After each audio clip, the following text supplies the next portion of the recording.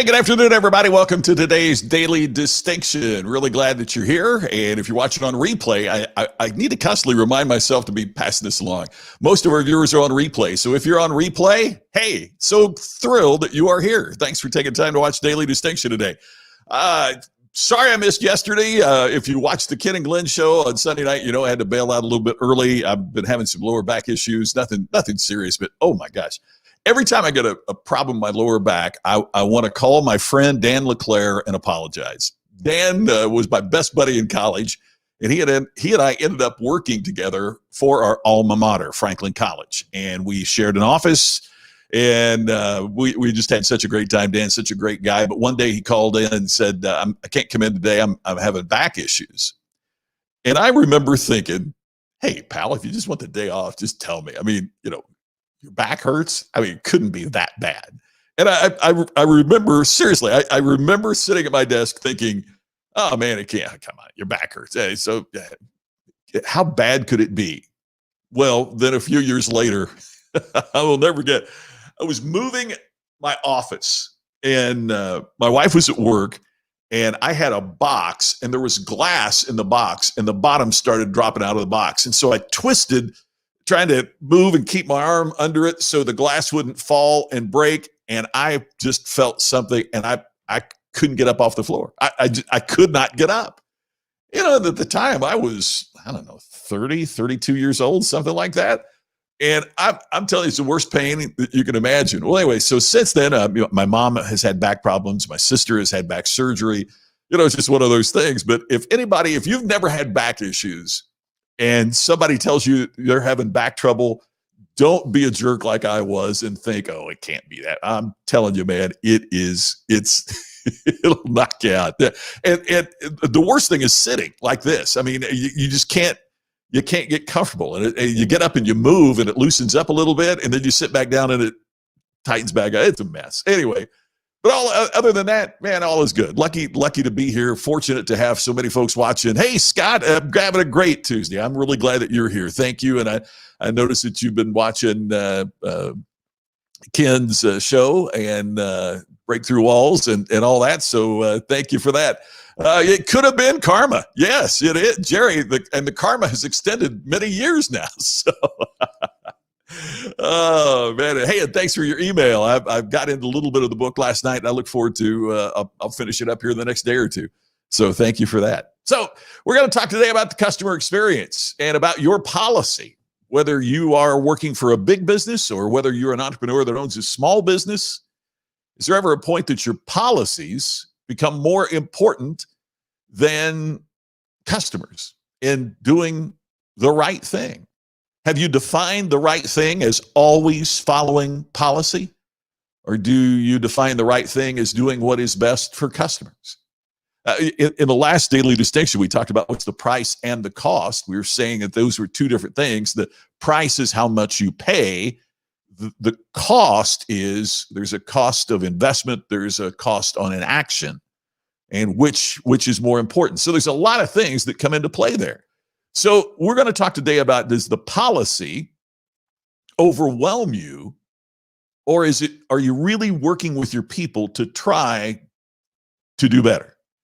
I agree with you. Well, it shouldn't be, but I'm going to tell you a story about a company that evidently thinks that it is, and it's amazing. Hey, Donovan, oh man, you're driving with a bad back yourself. Good grief. And sitting is the worst, isn't it? I feel for you, man, and sorry that I wasn't able to get with you yesterday, but I look forward to getting that taken care of. And Doug, great to see you. Thank you for being here. There's my friend Ted. Happy Tuesday to you too, Ted. Hope everything is great with you. Scott, great to see you. Been watching you on replay as well. Yeah, especially in the 911 emergency business. So true. Policies are written to punish.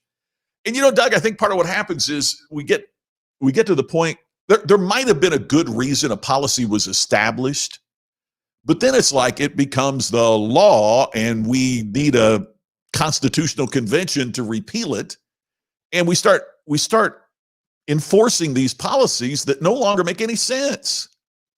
So that's the story I want to tell you about today. Take a look at, this is a story about a TikTok star.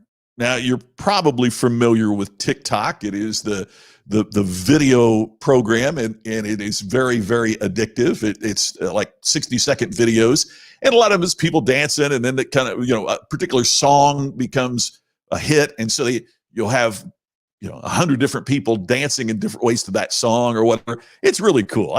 My buddy Dan Thurman has become incredibly popular on TikTok as a result of his daughter having like 2 million followers on TikTok. And so Dan has been in her videos and does it. So Dan is using TikTok as well as anybody I know. But here's a guy that created a TikTok channel that people got into, and it was about mixing paint. So as you can see here, Ohio University senior and TikTok star Tony Policino was fired. Now get this. This is why they said they fired him, for gross misconduct from his part-time job at Sherwin-Williams after working for 3 years at the store. The reason? He was making his popular paint mixing videos during working hours with company equipment. Now look, I understand that a company would be very careful about its image.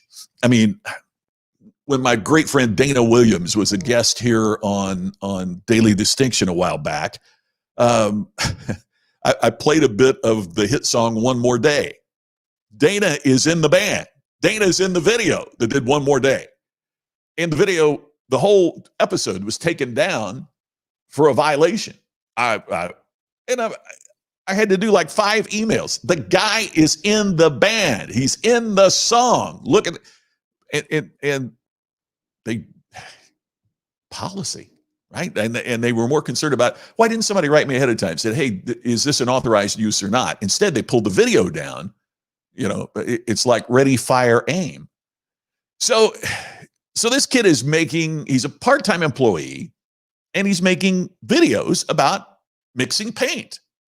And people were getting into these videos because of how he did it. So look, I understand why they wouldn't want people using company equipment. You don't want your employees doing this, but take a look. He admitted he began filming his TikToks while mixing paints for Sherwin-Williams customers. As his paint grew, ready for this? He bought his own paint with his employee discount. So it's not like he's ripping them off for paint to make these videos. He's a part-time employee buying his own paint with his employee discount and making videos encouraging people to buy paint and mix paint. So he did a TikTok on how he got fired that you can check out. Just search for this. But there you see his name on TikTok, and he found immediate success. His 6th video gained 1 million views. 1 million. Now stop and think about that. Think of how much Sherwin-Williams pays for a commercial on Home and Garden Network or a football game. Think of how much they pay to get a commercial.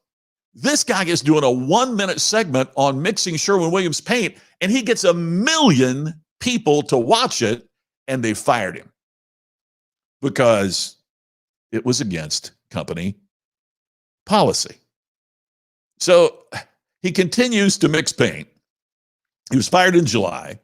He continues to mix paint and create his videos in a friend's basement.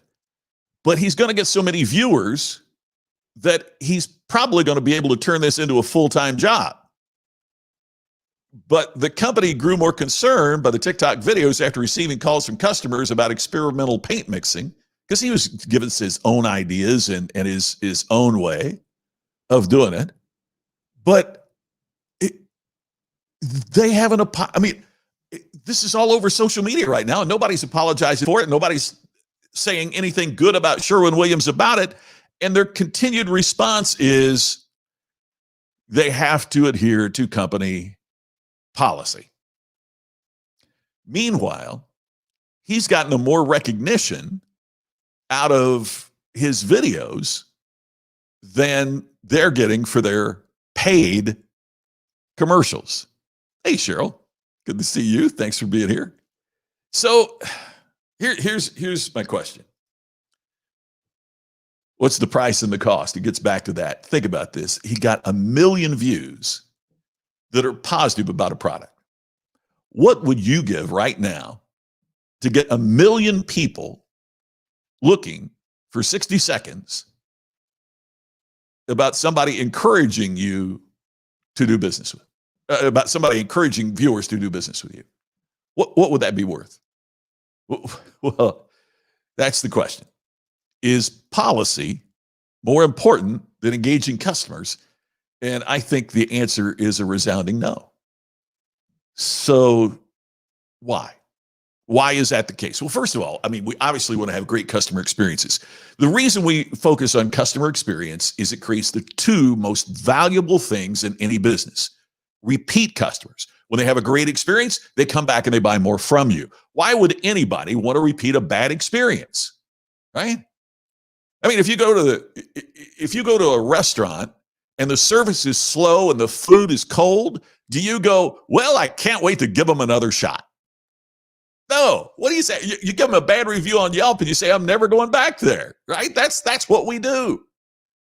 So repeat customers are critical. We want customers to come back and spend more. We know it's easier to retain a current customer than to acquire a new one. So why not get them coming back for more? Number one, most valuable thing in a business, repeat customers. Here's the second most valuable, referral customers. They have such a great experience, they tell people about it, and those other people come back and do more business. So that's what the experience creates. So here is this guy doing these TikTok videos that's creating what? Engaged people because of this important point.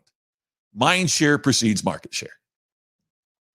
You know, if I go in a Home Depot or Lowe's and I'm going to buy some paint, what paint am I going to buy? Probably what you got on sale. Because I can't see a fundamental difference between Glidden and Sherwin-Williams and other manufacturers.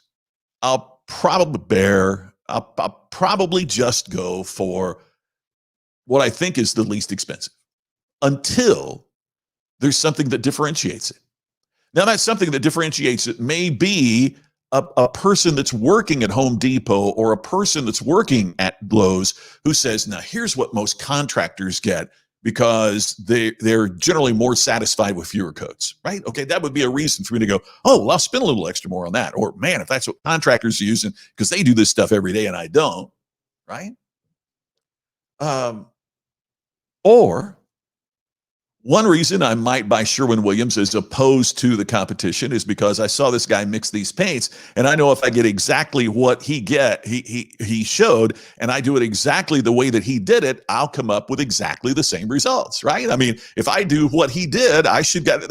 It's like a recipe for a cake. If I do it exactly like the recipe says, I should get a pretty good cake. So he's creating mind share in a way that they should be thrilled about. Maybe so, Jerry. Maybe we need to check that out. Maybe he was a student of kids. Yeah, and it's the world of stupid, Cheryl. You're exactly right. It is the world of stupid. Let's follow our policy. It's more important than creating mind share that creates more market share. But we talked about in the last session, we talked about the price and the cost. So how many negative impressions did Sherwin-Williams create from how they handled this? If you add all of our viewers across all of our channels, you know, all the different Facebook pages and Twitter and YouTube and the replay posted on LinkedIn, we're around, it varies day by day, we're about 1,000 viewers of Daily Distinction a day. Some days we've been as high as 2,000, other days we've been as low as 500, but it's always at least 500, usually about 1,000 viewers across all of the platforms when you add it together. Here's 1,000 they created here. And I saw my pal Scott Stratton posted about this as well.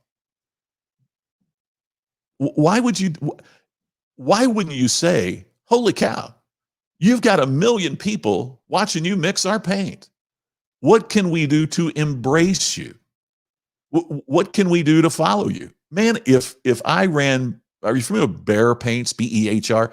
If I was running Behr Paints, if I was running Glidden, if I was running anything else, I would be on the phone offering this guy all the paint he could mix, use our paint, We'll give. I mean, I'd give him paid placement.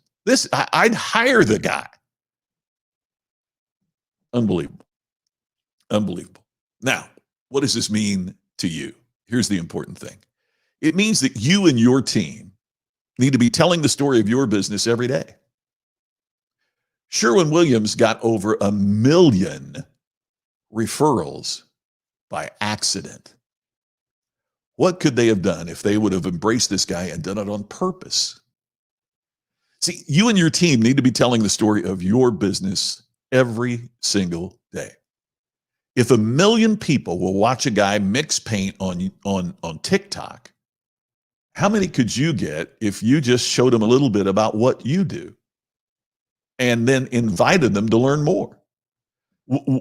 If you're interested in painting, you're buying a house, it's a fixer-upper. Think of all the people that watch HGTV and watch about, how they'll, flip a house. If there's a huge audience out there for it. So why wouldn't you create your own YouTube channel or other channel and show somebody a little bit of the secrets of what you do? If you were into home repair and home maintenance, if you were going to paint your house or you were going to, would you spend $39, $49, $99 on a course from this guy about mixing paint? I bet 1,000 people would across the country. You've got 1 million viewers for free. Would 0.1% of those spend $59? And that's, I'm sure, more than he was making as a part-time job at a paint store. So tell your story every day. I think it's one of the worst things in business. Yeah, Scott, I'd invite him for not including the store address. Well, that's true. I mean, what he should have been saying is, and if you want me to mix your paint, that's a great point, Scott, right? That's the other thing he should be doing, is saying, if you want me to mix the paint for you, here's where I work. Come to the store. Maybe he did. I haven't seen all of his videos, but maybe he did on some of them, but he hadn't on the ones I've seen. But holy cow, tell your story. Now, I know that there's a lot of you out there that's going, yeah, but I don't know how to tell the story, or I don't know how to use this medium, or I don't know how to any of that. And we'll talk more about that in future Daily Distinctions, because it's one of the most important things I think that we can learn. Look, as I look at who's on live here today, and I think about your respective businesses, none of you got into those businesses, maybe with the exception of Scott, of course, with what he does with his incredible church, but very few of us got into our respective businesses as entrepreneurs because we wanted to be a storyteller. We got into it because we know how to work in chimneys, and we know how to work in cleaning products, and we know how to work in home repair, and we know how to work in our specific area. So we need help with storytelling, and that's important. Jerry, it's a great question. What if your customer is simply too busy to stop and hear your story? I think when it comes to stories, our competition is not who we think our competition is. Our competition is everything else they are doing. So how do we do that? We've got to make the story. We got to grab them with the hook and know how to tell such an engaging story that we keep their attention. I mean, I keep hearing that, oh, I'm too busy to hear this. I'm too busy to listen to this. But then I'll say, hey, have you watched this on Netflix? Oh, yeah, man, isn't that great? People will find the time to listen to what's important to them. I mean, the whole thing on TikTok is people finding the time. And man, I'll tell you what, I started watching this guy's videos, started watching video on TikTok. It's a rabbit hole. YouTube's the same way. How many times have you intended to spend, 4 minutes watching one YouTube video, and you look up at the clock and it's 45 minutes later because you've gone down the rabbit hole, right? People will watch what draws their attention. And that's part of the challenge with storytelling, is that, and one of the most overlooked aspects of it is that to get them to listen to your story, you first have to hook them. And what was the hook about this guy? Well, it was that he was mixing paint, and he made it fun, and he made it interesting, and it's something that you don't see every day. So that's the challenge. Donovan, a guy named Scott who knows how to help people tell their stories. Yeah, well, we're going to talk more about that. That's coming up in a future episode. Doug, you're right. This company didn't think big picture. They thought about adherence to policy rather than mind share that makes market share. Because we got to follow our policy. Hey, Larry, thank you. I appreciate you being here and appreciate you sharing this. Thank you very much for that. So that's my encouragement, to think about how you and your team needs to be telling the story of your business every day. It's one of the things that, especially for entrepreneurs, it's one of the things that we're not quite good at, but story creation and storytelling, I think, is much like a muscle, right? I mean, we see all these things online about people going to the gym, and the more you work out, then the bigger that muscle gets, and the more repetition, then the stronger that muscle gets. And we stop and don't think that that's true in just about anything. I've often said that speaking is like playing a piano, right? The more you practice, the better you get. And the better you get, the more people want you to perform. And the more you perform, the more you've practiced. And therefore, the better you get. And the better you get, the more, and it's a circle. It's a cycle. It goes on that way. So you and your team need to be telling the story of your business every single day. You like that? I've been saying that for a long time. Mind share precedes market share. It's the mind share that makes market share. If people aren't thinking about you, they're not doing business with you. So that's where you've got to begin. What's the hook? What'll bring them in? All right, everybody, that does it for today. Thank you for being here. Sorry I missed you on Monday. We've got some big announcements coming on, a couple things that we're working on. One of them that relates to storytelling, in fact. And I look forward to catching up with you again tomorrow, same time. Thanks for being here. Thanks for sharing. See you tomorrow on the next Daily Distinction.